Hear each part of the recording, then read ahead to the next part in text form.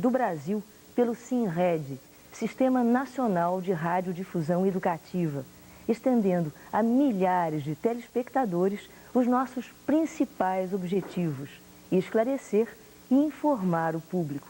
Para isso, os estudantes de medicina Antônio Carlos de Azevedo, Verônica Castelo Branco e Ronaldo Smolentsov já estão junto aos telefones e vão anotar as suas perguntas. Falando hoje sobre a sexualidade do adolescente, está entrando no ar neste momento, ao vivo, para todo o Brasil, Você, Saúde, Medicina.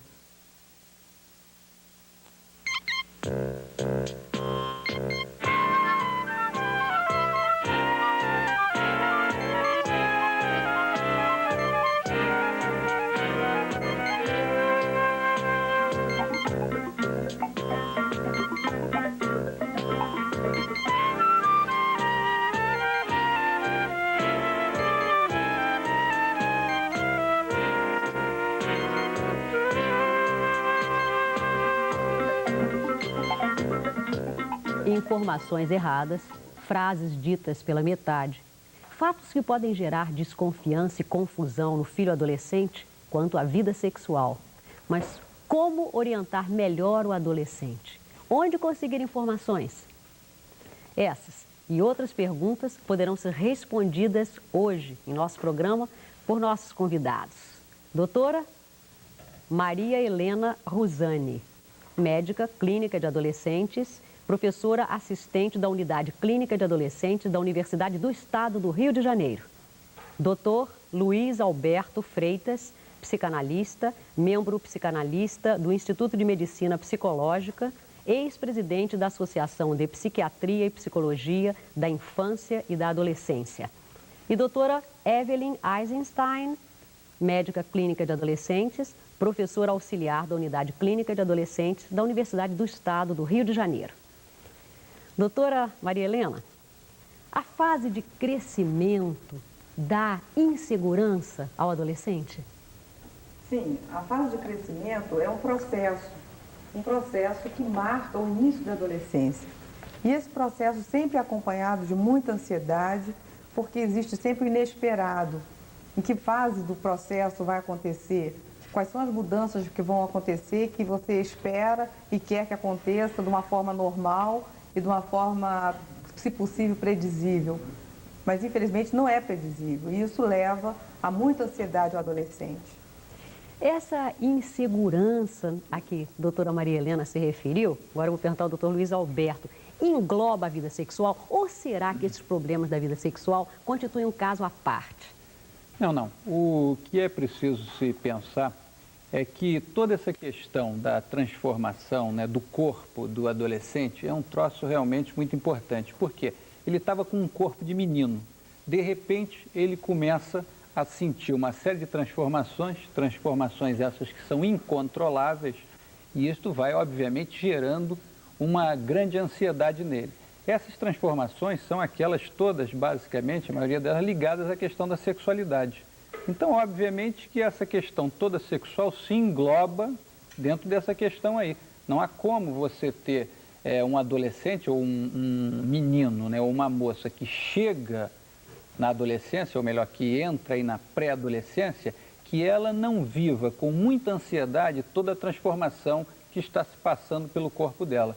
E aí, obviamente, ela começa a ficar com uma série de ansiedades, muitas delas, obviamente, referidas a essa problemática sexual. É um conjunto. Doutora Evelyn, o jovem, ele tem desejo de ter uma vida sexual, né? Mas será que, ao mesmo tempo em que ele tem esse desejo, ele tem também medo? Olha, eu não acho que seria medo a palavra certa. Talvez um pouco de receio. Ele, de repente, tem que experimentar um comportamento novo. Para eu explicar um pouquinho melhor, o adolescente passa, lógico, uma fase, como o doutor falou, de pré-adolescência, o corpo está se transformando, então, de repente, ele é despertado sexualmente. A seguir, ele tem que, então, se conhecer. Então, depois de ele se conhecer, ele tem que começar a conhecer o outro. Então, ele tem que começar a experimentar certos comportamentos sociais, antes de serem, inclusive, sexuais. E aí, o que o outro vai dizer? Como é que o outro vai se comportar? Se eu falar assim, o outro vai responder o quê? Então, isso, logicamente, traz o que nós chamamos de ansiedade ou um pouco de receio, mas não chega a ser medo. E só mais tarde, então, é que ele passa para uma escolha do par amoroso, do par afetivo, do par sexual, né?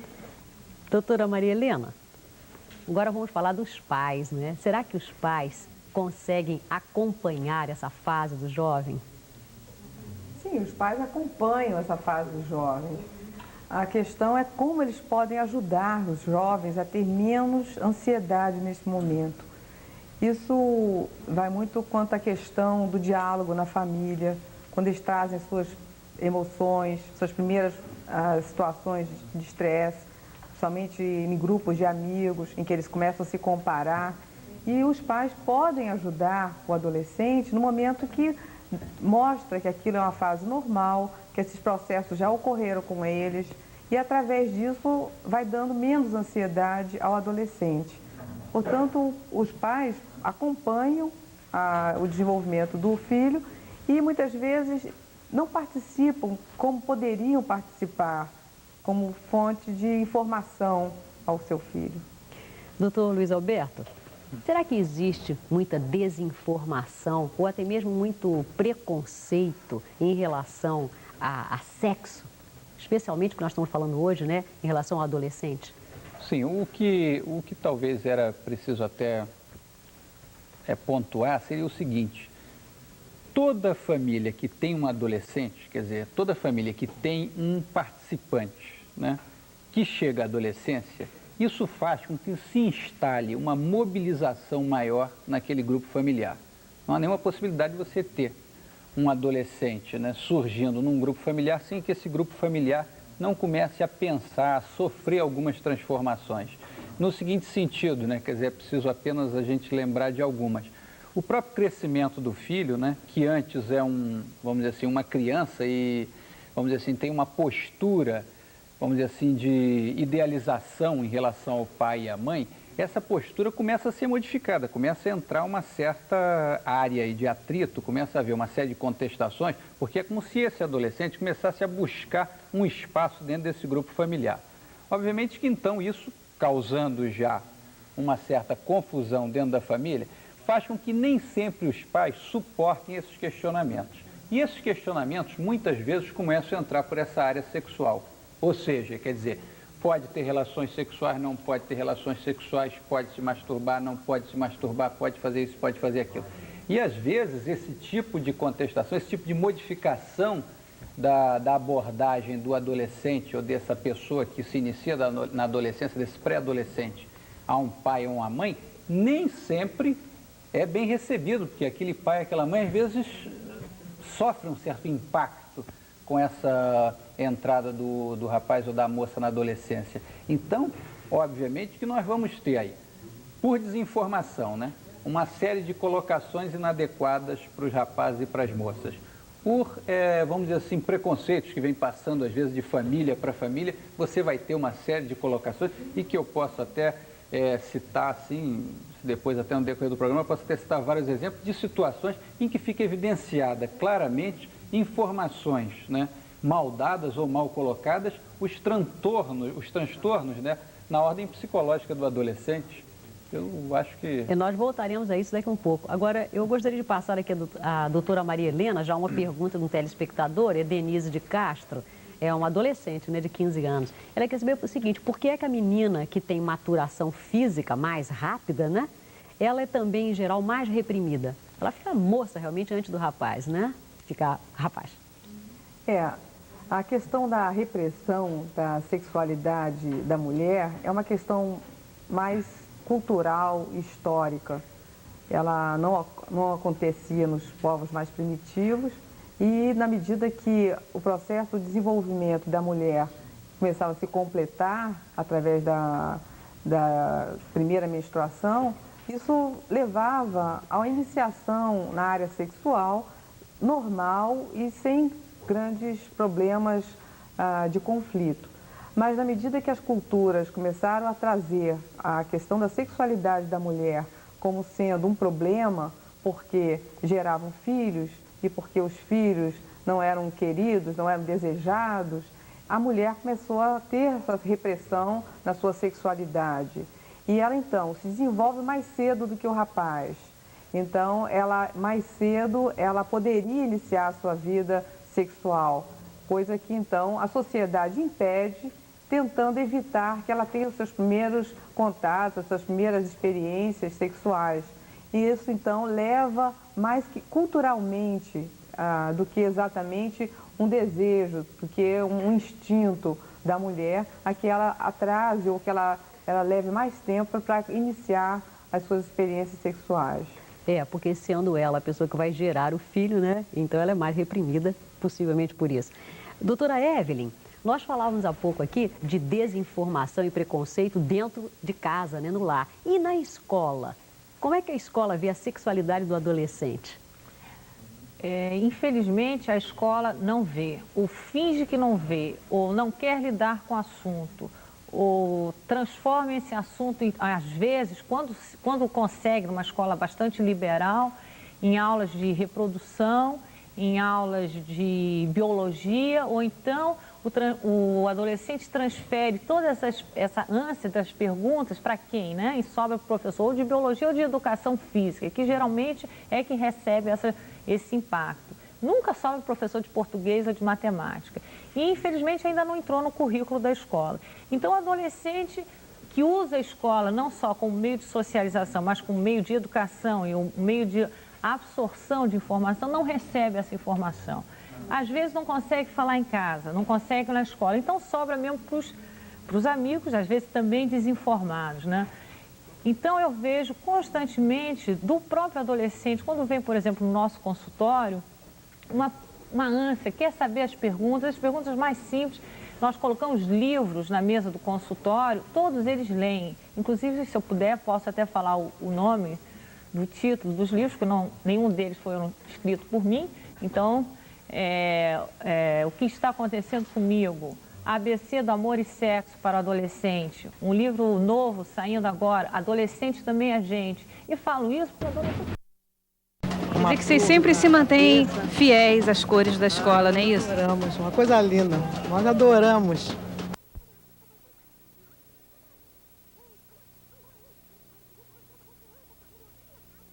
Qual ele pergunta aqui, uma tendência? Olha, isso é uma questão, né, terrivelmente discutida, né, e que dá margem a muitas polêmicas. Mas é preciso se considerar o seguinte: o próprio menino, né, antes de entrar na adolescência, quer dizer, o rapaz que está ainda antes de chegar à pré-adolescência, ele, né, frequentemente pode ter experiências homossexuais, sem que isso seja nada do outro mundo, nem quer dizer que o rapaz vai ser homossexual, nem nada disso. Como a mesma coisa, né, pode ocorrer na adolescência. Quer dizer, situações que se revestem muito mais de uma questão de curiosidade sexual, de uma questão até de poder identificar o próprio sexo dele através do contato com o sexo do outro. Situações em que esse outro, né, estou dizendo de uma relação homossexual entre um rapaz e outro rapaz, em que esse outro cumpre às vezes uma função de funcionar de uma certa forma protetora em relação quer dizer, entre eles, né? Outra situação também muito comum que ocorre com frequência, que não é assim nada de mais alarmante, são situações em que o adolescente, muitas vezes diminuído, muito inseguro, procura um outro até para uma experiência amorosa, no sentido de ver se com esse outro ele redescobre ou ele descobre a sexualidade dele sem o fantasma da presença feminina. Mas o senhor está mencionando casos excepcionais ou isso acontece com uma certa frequência? Não, isso até acontece com uma certa frequência. Agora, eu não estou dizendo, eu quero até que fique bem claro isso, eu não estou dizendo que não possa haver, né, a questão do homossexualismo como um sintoma até às vezes mais grave de que alguma outra coisa está ocorrendo no sistema familiar. Isso não dá para se analisar assim, vamos dizer assim, só com essa frase. Teve uma relação homossexual João com José. Não pode se analisar assim. Teria que se ver a coisa toda dentro de um contexto mais amplo, porque pode ter casos em que seja até uma sintomatologia mais grave, pode ter casos que seja uma coisa específica daquele desenvolvimento ali. Como eu disse, dentro dessa questão do desenvolvimento, ela é perfeitamente cabível, não tem nada de mais extraordinário. Doutora Maria Helena, Ricardo Vaz pergunta se é comum aparecerem caroços na menina adolescente na parte escura da mama. Entre essas modificações da adolescência, isso é normal? Caroços na parte escura da mama? Bom, eu acredito que ele está se referindo ao mamilo. E durante o desenvolvimento da puberdade, a primeira coisa que surge é o desenvolvimento do mamilo, que fica bem isolado na menina que começa o seu desenvolvimento mamário. E a partir daí é que forma então o segundo monte, que a gente chama, né, que seria um desenvolvimento um pouco mais adiantado. E às vezes esse início, que chama broto mamário, leva a família, dependendo de quando isso começa, a ficar nervosa, ansiosa, achando que pode ser algum trauma, algum caroço, alguma lesão, que muitas vezes é um início desse desenvolvimento e que é normal.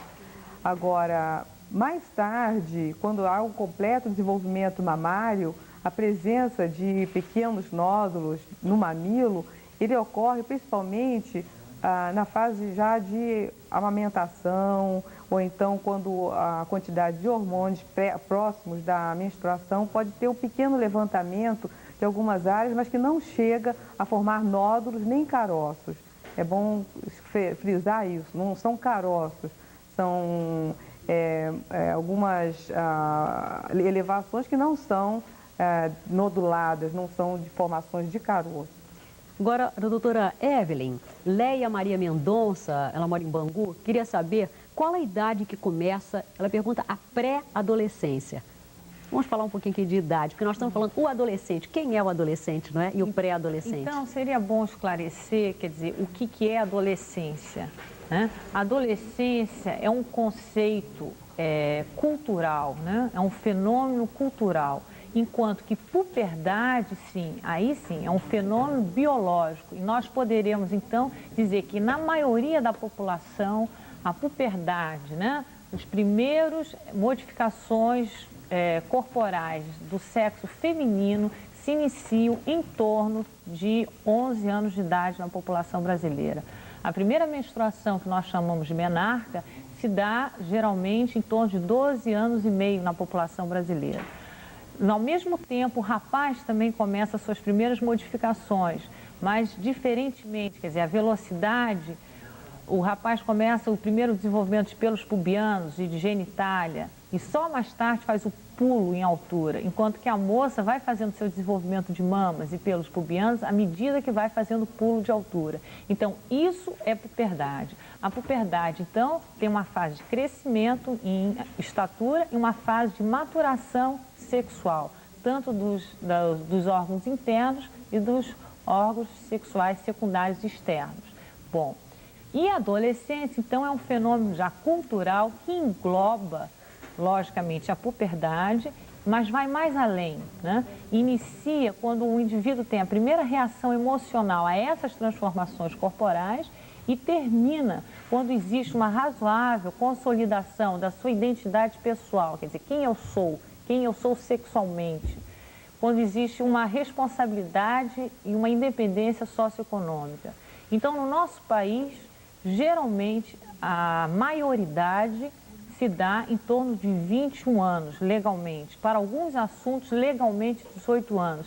E fica um pouco nebuloso. Então, para a puberdade, a gente pode determinar cronologicamente. E mesmo assim, certas coisas a gente pode determinar biologicamente, né? Quer dizer, as transformações do corpo. Mas não quer dizer que a idade biológica seja a mesma da idade cronológica, quer dizer, quantos anos o indivíduo tem, nem quantos anos ele tem, por exemplo, psicologicamente ou emocionalmente. Às vezes essas idades diferem um pouco, né? Tá certo. Doutor Luiz Alberto queria falar. Não, eu queria só complementar, fazer uma complementação que eu acho interessante, que é a seguinte. Ela falou muito bem essa distinção que existe entre puberdade e adolescência, né?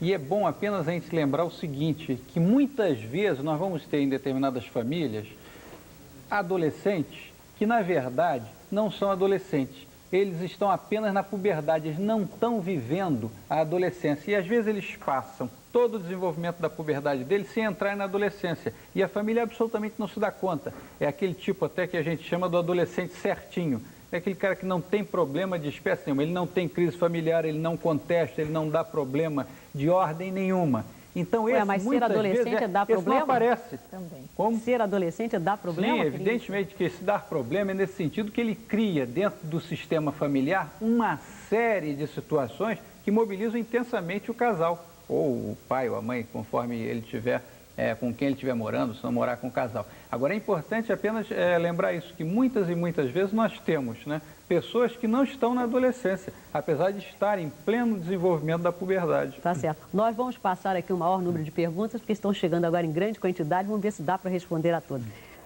Doutora Maria Helena, Carla Sobral tem 14 anos. Faz uma pergunta muito importante. Na sua opinião, qual a idade que o adolescente pode ter a primeira relação sexual? Pergunta difícil, né, de ser respondida. Bom, Carla, essa pergunta é muito interessante, porque não se pode dizer que existe uma idade cronológica para a primeira relação sexual.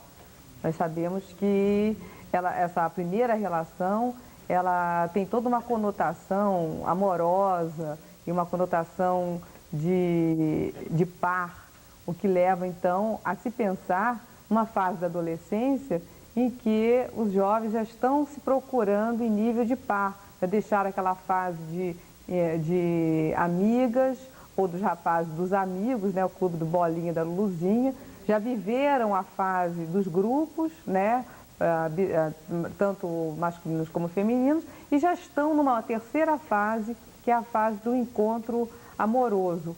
Então a gente pensa na relação sexual como sendo uma fase então mais tardia, mas não quer dizer que não possa ocorrer em qualquer fase do desenvolvimento humano, que geralmente ocorre na fase mais tardia, mas também pode acontecer mais precocemente. Quer dizer, não existe uma idade para a primeira relação sexual. Bom, agora nós estamos a 2 minutos do intervalo. Vou passar à doutora Evelyn uma pergunta que chegou de Maceió. Valdeci pergunta se é certo ou errado mostrar a nudez dos pais, né, aos filhos. Ela diz, por exemplo, aqui assim, no banho. Aliás, é um homem, diz no banho. No banho. Bom, mas você não me falou com que idade, né? Porque existe pai e mãe dando banho em bebês, né? Ou poderia ser ao contrário, às vezes até filhos crescidos e adultos tendo que dar banho pessoas, pais mais velhos. E eu gostaria de falar o seguinte, né, minha Mas querida? digamos, até que idade a criança pode ver os pais nus? Pois Seria é. isso. Seria o seguinte, quer dizer, existe uma coisa que é a sexualidade e uma coisa que é a genitalidade, né? A sexualidade engloba tudo isso, né? O ver, que traz muitas perguntas para o adolescente, né? Eu acho que existe também uma outra coisa que chama-se respeito à pessoa humana, inclusive respeito à sua intimidade. Da mesma maneira que eu falo para os pais de adolescentes não entrarem no banheiro na hora que seu filho ou sua filha adolescente estão tomando banho ou se arrumando, da mesma maneira eu falo ao contrário, para os filhos adolescentes não entrarem no banheiro, se for o caso, ou no quarto, na hora que seus pais estiverem se trocando de roupa ou tomando banho. Existe um respeito ao corpo, existe um respeito ao espaço do outro, existe um respeito entre as individualidades, tanto dos filhos quanto dos pais. Então, eu não gostaria de dizer assim, tipo 4 anos, 5 anos, 10 anos, 15 anos, porque eu acho que existe também uma coisa que a gente chama os valores daquela família e os valores daquela pessoa dentro daquela família, tá? A nossa telespectadora, aliás, uma xará, Dulce Freitas, de 38 anos, ela é advogada, ela estranhou o tema do programa Você, Saúde e Medicina de hoje e perguntou qual o objetivo do programa. Como a atriz Mariângela diz sempre aqui no início do programa, nosso objetivo é informar, nosso objetivo é esclarecer. E conforme a doutora Evelyn disse, parece que os adolescentes de hoje são muito sabidos, mas não, eles têm ânsia, eles querem saber. E nosso programa justamente pretende se inserir dentro desse contexto de informação e de esclarecimento. Depois do intervalo, a doutora Evelyn também vai acrescentar alguma coisa. Nós voltamos já, tratando em Você, Saúde e Medicina, do tema sexualidade do adolescente. Até já.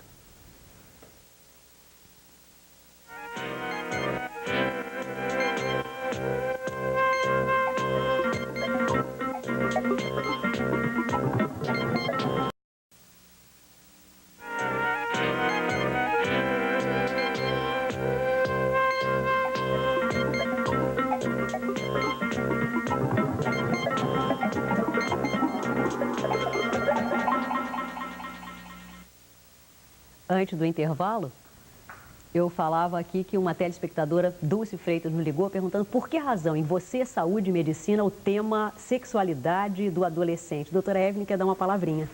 Sabe, Dulce, os adolescentes no Brasil compreendem 23% da população, são 27 milhões de adolescentes. Nós temos que abrir o espaço para esse adolescente, nós temos que abrir o espaço médico, nós temos que abrir o espaço na escola, nós temos que abrir o espaço na família, nas informações, na cultura. O adolescente precisa ter seu espaço para responder, ou ter alguém que responda às suas dúvidas, às suas perguntas e não ficar perdido, né? E também os pais dos adolescentes. É só por isso que nós achamos da maior importância um programa que finalmente se dirige ao adolescente e os seus pais.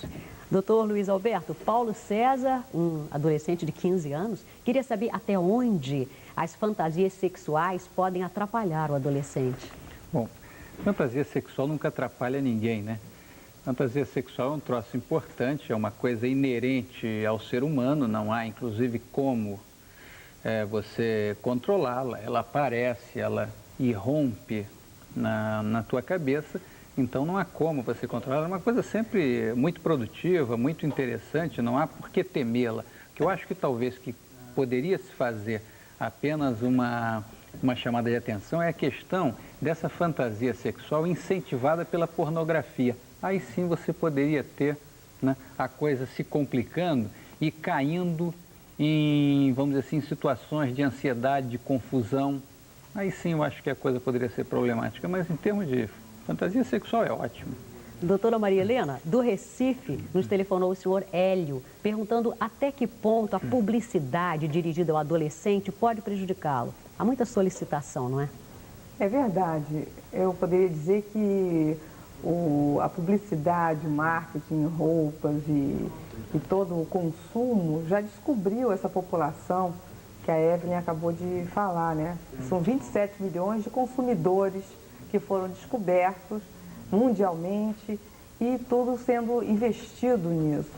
E nós estamos até pensando que não atrapalha, mas que precisamos também pensar nas outras áreas de necessidade do adolescente, como já foi mencionado, na área da saúde, na área da informação.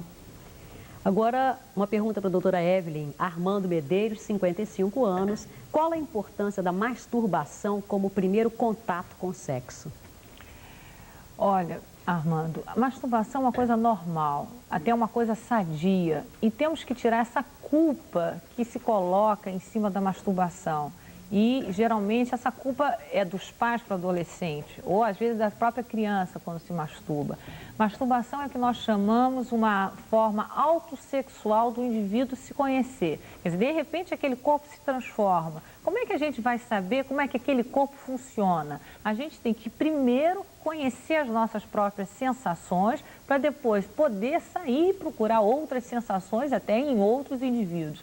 Então, a masturbação faz parte da sexualidade, é uma parte normal e não começa nem termina na adolescência. Ela continua durante a vida sexual do indivíduo. Doutora Evelyn, Antônio Alves de Maceió nos ligou perguntando a respeito de masturbação. Já está respondido. Agora eu vou perguntar, vamos ver se a senhora pode responder rapidamente, porque ainda se refere à masturbação. Júlia Alves pergunta se uma moça de 25 anos que nunca tenha se masturbado pode ser considerada normal?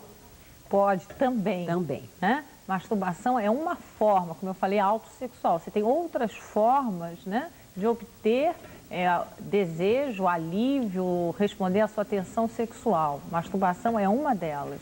Doutor Luiz Alberto, Guilherme Branco, um comerciário, queria saber se é certo os pais levarem os filhos a o que ele chama profissionais do sexo. Não, isso aí, inclusive na minha prática, o que eu tenho visto é que isso sempre causa problema. Quer dizer, não é a questão... Se o rapaz vai espontaneamente, é uma coisa. Agora, esse incentivo, muitas vezes machista, das famílias em relação ao rapaz que tem que ir ao prostíbulo, tem que ir em casa de mulheres, essa coisa toda, isso apenas serve muitas vezes para incentivar vamos dizer assim, situações difíceis para ele, porque é muito comum, inclusive...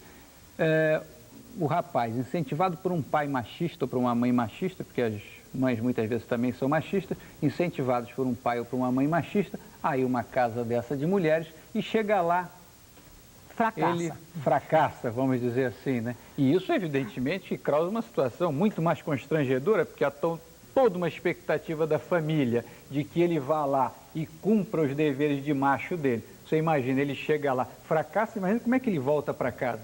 Hoje não sabe nem o que faz, né? Perde até o rumo de casa. Isso é um troço muito complicado, não acho uma boa medida isso, não. Depois, mais tarde, também pode repercutir, né, doutora Maria Helena? Porque ele vai ver, talvez, o sexo separado do amor, que é uma coisa, um problema. Doutora Maria Helena, um rapaz de 14 anos queria saber se deve haver repressão dos pais em relação ao comportamento sexual dos filhos. Como deve ser a atitude dos pais? Eu acho que é muito claro a nossa posição, né? Eu acho que Olha, não deve um momentinho. haver. Antes de nós escutarmos a resposta da doutora Maria Helena, nós vamos dar um flash de Brasília, um boletim sobre a saúde do nosso presidente. Então, nós vamos entrar em ar agora no ar com um comunicado muito importante. Voltaremos depois com Você, Saúde, Medicina. A informação aqui no Instituto do Coração é de que neste momento baixou a febre que o presidente Tancredo Neves apresentava no começo da noite. Essa febre chegou a atingir 37,5 graus e agora a temperatura do presidente está normal. Neste momento, a esposa do presidente, dona Risoleta, está com ele na sala de recuperação da UTI. Os médicos que estão acompanhando o presidente Tancredo Neves, total de 10 médicos, terminaram agora há pouco uma reunião para avaliar as alterações do quadro clínico do presidente que aconteceram hoje durante o dia. Essas variações foram as seguintes: a variação da temperatura, que subiu de 36 para 37,5 graus, a variação do batimento cardíaco, que de manhã era de 80 batimentos por minuto e à noite chegou a 100 a 105 batimentos, e a elevação da pressão, que era de 14 por 8 e agora à noite chegou a 17 por 9. Segundo os médicos, essas alterações não caracterizam um quadro grave. E eles suspeitam que essas alterações tenham origem na infecção do corte da operação a que o presidente se submeteu. Por isso, eles hoje fizeram uma asepsia da ferida cirúrgica, ou seja, uma limpeza completa dessa ferida, e também resolveram trocar os curativos de uma maneira mais constante. Os médicos também decidiram submeter o presidente a 2 tipos de exame bacteriológico, um exame de lâmina e um exame de cultura. Este exame é para determinar que tipo de bactéria que está causando esta infecção no presidente. Outra informação é de que os médicos resolveram acrescentar mais 2 antibióticos de largo espectro para combater essa infecção, mais 2 antibióticos, além daqueles que estavam sendo ministrados ao presidente. Nós voltaremos com mais informações a qualquer momento durante a nossa programação. Luciano de Lyon, do Instituto do Coração para o Sistema Nacional de Rádio e Televisão Educativa. Nós dissemos que nós tínhamos um comunicado de Brasília, mas não, foi de São Paulo, trazendo realmente notícias sobre o estado de saúde do nosso presidente. A doutora Evelyn está dizendo que nós desejamos boa sorte. Claro, há uma unanimidade no Brasil quanto a isso. Mas nós falávamos aqui em Você, Saúde e Medicina, e nós estamos tratando de sexualidade do adolescente, e um rapaz de 14 anos, um adolescente, perguntou como deve ser o comportamento dos pais em relação aos filhos nessa questão sexual. Deve haver repressão, doutora Maria Helena? Não, não deve haver repressão, deve haver compreensão. E na medida que os pais tenham resolvido os seus conflitos contra a própria sexualidade, eles então poderão ajudar os seus filhos adolescentes a ter uma vida sexual inicial tranquila para que ela se processe normalmente no seu desenvolvimento. E todas as práticas que já foram faladas, nem sempre se reportando a uma relação sexual, é uma prática sexual. A sexualidade existe desde que o indivíduo nasce e vai até no momento que o indivíduo morre. Então, durante essa vida, a questão da sexualidade é uma constante. E os pais devem, todo o tempo, participar da discussão, quando for possível, com seus filhos. Uma pergunta para a doutora Evelyn. Marlene, 36 anos, psicóloga. A doutora Evelyn reclamou que sempre as perguntas difíceis caem para ela. Qual o melhor método anticoncepcional para menina de 18 anos que casou? Que casou? Bom, provavelmente ela está querendo um tempo para desenvolver a sua sexualidade com o seu par antes de fazer uma opção no sentido de reprodução. E faz ela muito bem. Eu acho que hoje em dia nós temos que pensar um pouco mais e assumir essa responsabilidade de ter filhos. Mas qual o melhor método de contracepção? seria muito difícil falar sem lhe conhecer. Seria muito difícil você escolher, né, sem conhecer o caso, saber não só a idade, mas o estado de condições de saúde, saber várias outras dúvidas sobre a sua rotina de vida, hábitos sexuais, inclusive, né? Existem vários métodos anticoncepcionais e eu acho que o que você faz de melhor é realmente procurar um médico. E quando eu falo um médico, é justamente uma pessoa informada e que lhe possa lhe dar realmente não só conselhos, mas possibilidade de escolher, né? Sobre o método contraceptivo. Assim, doutor Luiz Alberto, Oswaldo Maier, de 15 anos, queria saber quais as repercussões mais comuns da ausência dos pais na adolescência de seus filhos. Bom, o que a gente tem visto por aí é que a maioria dos adolescentes muito abandonados, né, eles tendem a cair. Não sei se a questão que ele perguntou aí do abandonar, que eu estou até citando como abandonados, a ausência em relação à sexualidade ou de uma forma geral, né? Mas a ausência dos pais na adolescência é sempre uma coisa muito complicada, porque o rapaz, ou a moça, apesar de estarem em desenvolvimento, apesar de muitas vezes, como eu disse, contestarem maciçamente essa ordem familiar, eles precisam desse ambiente para serem respaldados. Nós dizemos que uma das piores coisas que pode acontecer com um adolescente é você ter um adolescente sem limites, né? Um adolescente sem limites, quer dizer, limite não é repressão, bem entendido. Limite seria um ambiente, né, em que ele pudesse se sentir tranquilo, apoiado, que possa recorrer.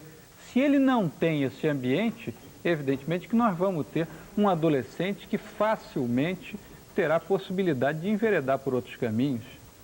Doutora Maria Helena, Armando Fernandes, de 25 anos, pergunta em que idade o menino atinge o seu apogeu sexual. Inclusive, ele usou menino, eu estou passando como ele perguntou. Bom, Armando, o apogeu sexual é um momento, eu acredito assim, de maior prazer na esfera sexual. Esse momento pode ser durante a sua vida sexual ativa, que a gente fala, durante o período em que o indivíduo pratica a sua sexualidade. Esse momento não é preciso em idade, nem em datas. Ela acontece durante a sua vida sexual. Bom, nós estamos aqui com outro recado de um telespectador, o senhor Joelson. Ele tem 52 anos e questiona a aprovação que este programa, o tema deste programa, teria pela Igreja Católica. Eu acredito que a Igreja Católica não poderia se opor a um programa como esse que nós estamos fazendo, que é de informação e esclarecimento. Nós estamos tratando do tema com respeito e com profissionais competentes. E eu gostaria de acrescentar que na própria Igreja Católica nós temos uma médica, por sinal, maravilhosa, freira, chamada Irmã Maria José Torres, que nos ajuda em termos de educação sexual para crianças, adolescentes e adultos. Ela já fez várias cartilhas, inclusive, em termos de educação sexual. Então, não é assim, não. A Igreja Católica nunca negou informação e, muito pelo contrário, ela sempre está solícita à informação e orientação saudável e sadia de adolescentes. Doutora Maria Helena, José Paulo Silva faz uma pergunta que é a respeito da parte física. Quando aparece varicocele no jovem? O que é, em primeiro lugar, para esclarecer os leigos? A varicocele é um aumento das veias no saco escrotal dos rapazes. E isso não tem uma data, nem uma época de aparecer. Ela pode surgir na vida do rapaz e tem sempre que ser corrigido cirurgicamente. É um problema dentro do desenvolvimento, mas que tem um tratamento cirúrgico preciso. Olha, há pouco, doutora Maria Helena, nós fizemos uma pergunta a respeito da nudez dos pais e o Jamil pediu para a senhora também dar sua opinião. Ele queria saber se existe mal em pais tomarem banho diante das crianças de 4 a 5 anos, mas ele esclarece filiais. Existe mal de uma filha de 4 a 5 anos ver um pai nu?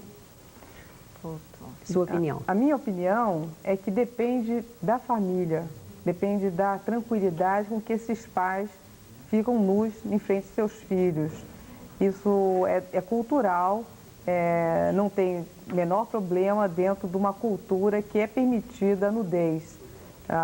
nas saunas finlandesas, os pais tomam banhos de sauna, todos nus, sem que isso tenha sido, qualquer momento, constrangedor para qualquer que seja a idade, nem dos filhos, nem dos próprios pais, até avós. Então, é uma questão cultural. No momento que a família aceita e é tranquila em se despir frente aos seus filhos, isso não tem o menor problema. Vou perguntar agora à doutora Evelyn também, porque nós dizemos há pouco que a desinformação é grande e a vontade de saber, a ansiedade que acompanha a desinformação também. Doutora Evelyn, Margarida tem 30 anos, é universitária. Queria saber por que razão o pênis de uma criança de 8 anos pode ser menor do que de uma criança de 4. Olha, Margarida, a questão de tamanho de pênis também não é assim, né? Qualquer pênis, o que a gente chama micropênis, em termos de medicina, é um pênis menor do que 4 centímetros. Né? Fora disso, o pênis... Mas isso para o adulto, para o jovem? Não, em criança. A gente está falando em criança. O que acontece é que, à medida que o indivíduo cresce e se desenvolve, também desenvolve o comprimento do seu órgão sexual externo, masculino. Mas não é, a história é, também tamanho não é documento, e nunca foi, né? E não é quantidade de centímetros. E a normalidade tem um padrão, né? Se você tiver essa dúvida, a gente pode até procurar um médico, no caso, e um médico clínico de adolescentes, um pediatra, um urologista, que poderia lhe dar essa informação. Agora, o que acontece às vezes é que em pacientes, por exemplo, obesos, né? Então diminui o tamanho do pênis aparente, porque ele olha assim de cima para baixo e vê uma gordura suprapúbica e não vê o tamanho do pênis. Então, tem várias outras coisas aí, às vezes pelos, confunde. Então, eu gostaria de tirar a ideia de centímetros para se falar o que é uma coisa normal ou não, tá? Qualquer coisa, então, que sobe ainda de dúvida para você, seria o caso de consultar um médico. Doutora Maria Helena, Márcio de Souza, que tem 15 anos, e Natália, que tem 18, querem saber se a ejaculação precoce é problema. Márcio, a ejaculação precoce dentro da vida sexual de um casal gera problemas de grandes conflitos e situações de muita ansiedade no casal. É uma questão que tem que ser levada para o casal e esse casal tem que discutir o que está se passando no nível da sexualidade do casal. Gera problemas, claro, e pode, inclusive, trazer, muitas vezes, dissolução do casal e separações, etc., que deve ser estudado em cada caso separadamente. Uma pergunta agora para o doutor Luiz Alberto. Igor Cabral queria saber se uma criança brincar, ele diz aqui com o pintinho, né? Quer dizer, com o pênis de um bebê, provavelmente do irmãozinho, isso pode causar problema? Não, isso tudo depende, eu não sei se foi a Maria Helena que falou, isso tudo depende do contexto familiar. Um contexto familiar em que a ansiedade sexual não seja exacerbada, obviamente que isso vai ser uma coisa de lá, uma necessidade talvez que ele tenha de reconhecer lá o pênis do outro, que também é uma forma de reconhecer o dele. Quer dizer, isso aí depende da brincadeira, depende da família, depende de como a família lida com isso. Né? Uma coisa é aquela história que você falou aqui, não sei se quem falou aqui, masturbação. Uma coisa é aquele pai que chega, vê o filho se masturbando, faz um escândalo, né? Isso, como é que o rapaz ou a moça sente isso, né? Toma isso como uma repreensão, como um ataque, né? Então, isso tudo, se ele lá mexe lá no pinto do outro, isso depende de como é que vai ser encarada a questão. Agora, claro, se isso se torna uma prática constante, aí já é uma coisa para se examinar. Isso aí já poderia ser um sintoma de alguma dificuldade, de alguma coisa que poderia não estar correndo bem lá com as fantasias sexuais dele. Doutora Evelyn Valquíria, de 15 anos, pergunta se o uso de anticoncepcional é prejudicial em adolescente na faixa de 15 a 17 anos. Olha, Valquíria, eu ia responder com uma outra pergunta. Eu acho que mais prejudicial é engravidar nessa fase, principalmente porque você está numa fase de crescimento ou colegas suas que estariam nesse problema, estariam numa fase de crescimento. E o que ocorre na gestação de adolescente é uma coisa chamada duplo anabolismo. De repente, tem duas pessoas crescendo ao mesmo tempo. E daí os grandes problemas da gravidez de adolescente, aqui, voltando àquela pergunta da dona Dulce, né? Praticamente 11%... Dulce Freitas, não Dulce a minha Freitas. pergunta. 11% da população brasileira de adolescentes em 15 e 19 anos já tiveram filho, com grande ônus para a própria adolescente, para a própria família e para a própria sociedade. Não só problemas físicos, emocionais, mas também sociais. Geralmente essa adolescente abandona a escola, que é uma coisa muito grave. Então, de repente, voltando à pergunta sobre contraceptivo, é uma questão de risco e benefício, né?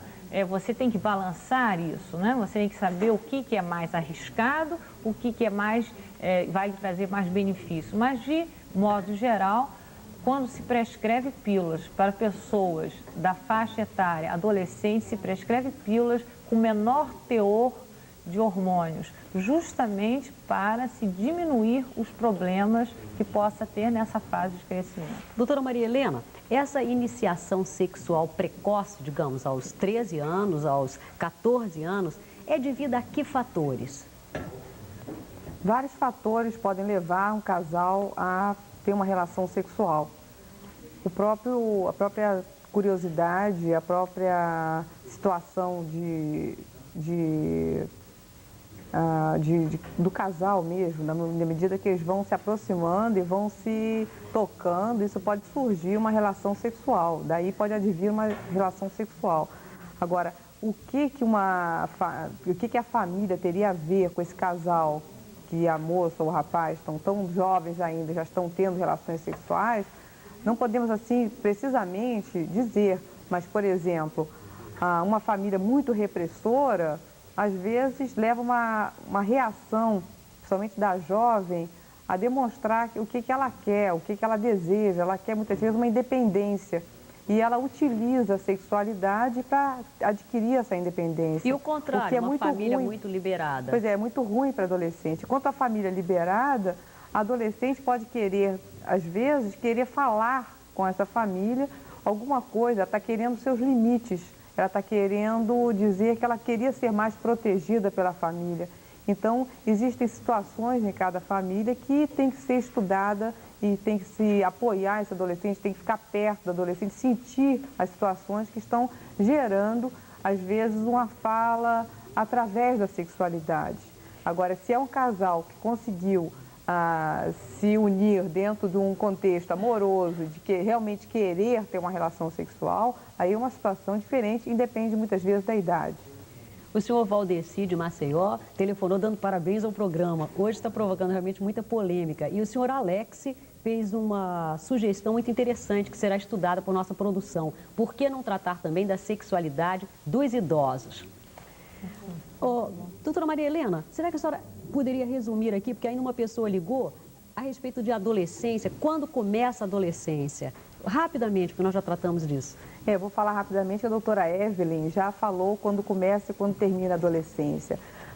Nas primeiras reações emocionais, as mudanças corporais, ela marca o início da adolescência. É a hora que a menina ou o rapaz sentem o corpo se modificando. Agora, o final da adolescência, que é um final mais complexo, que envolve fatores biológicos, mas também culturais e sociais, como já foi dito.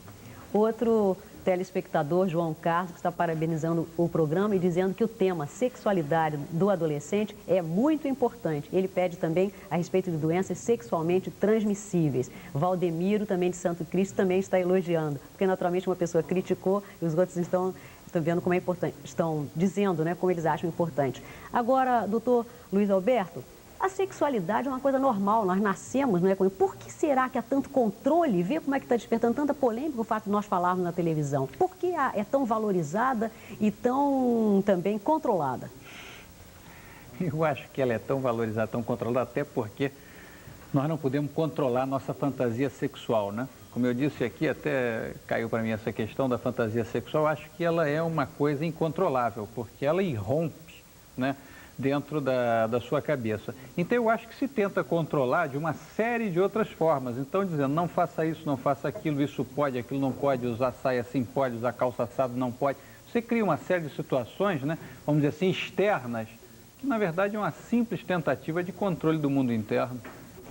Doutora Evelyn, a senhora que tem bastante prática do assunto, com toda essa liberação, ainda há adolescentes que procuram o que um telespectador chamou de profissionais do sexo. Por quê?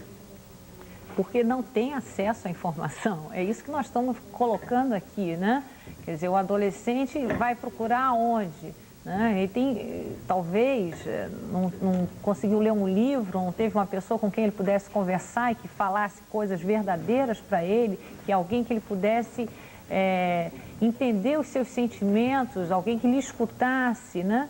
Então, ele acaba mecanizando o sexo, que é uma coisa muito desagradável, porque às vezes pode ser muito insatisfatória, né? E sexo tem toda uma conotação que nós estamos colocando aqui, que é saudável, que é inerente à pessoa, inerente à sua individualidade, faz parte do seu crescimento, né?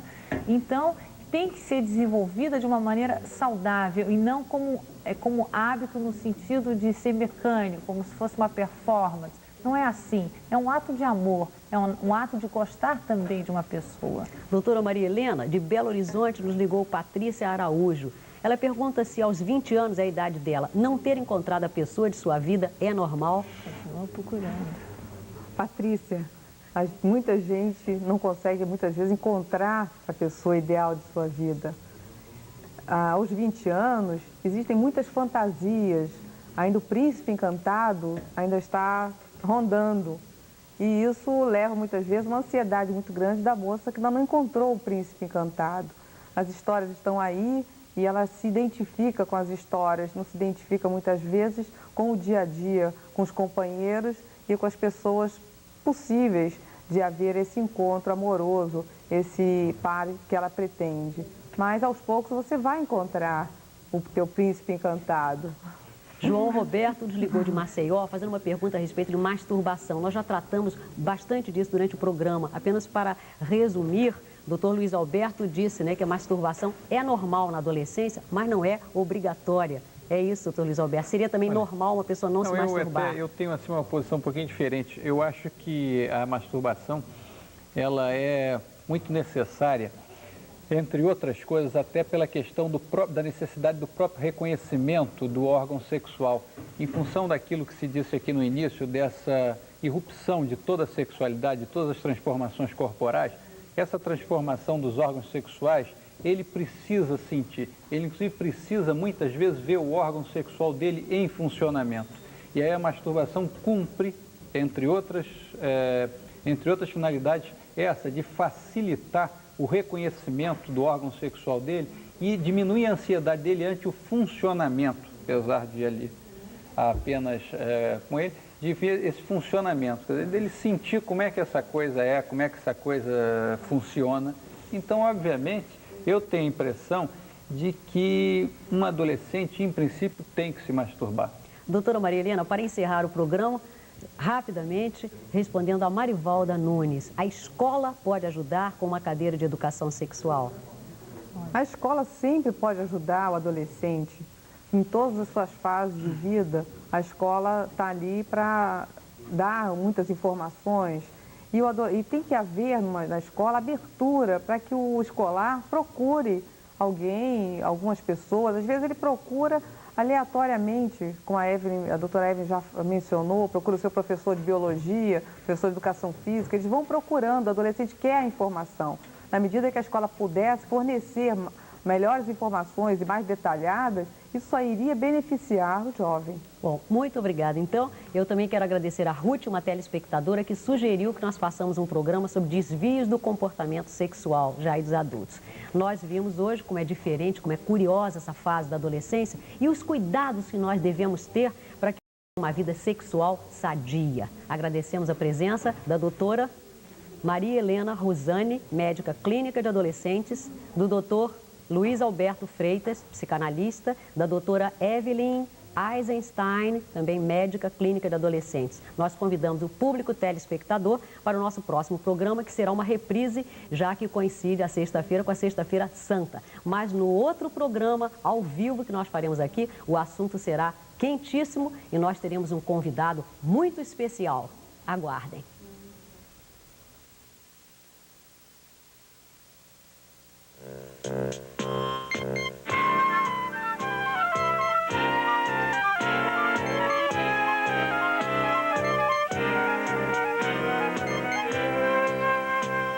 TV Minas Cultural Educativa, Canal 9, Belo Horizonte. TV Educativa Pio 12, Canal 12, Juiz de Fora. TV Educativa Imperatriz, Canal 2, Imperatriz, Maranhão. TV Educativa de Alagoas, Canal 3, Maceió. Transmitindo simultaneamente com a ZYB 510. TV Educativa, Canal 2, Rio de Janeiro. A seguir, o Telejornal 1985. E logo depois, Festa Baile.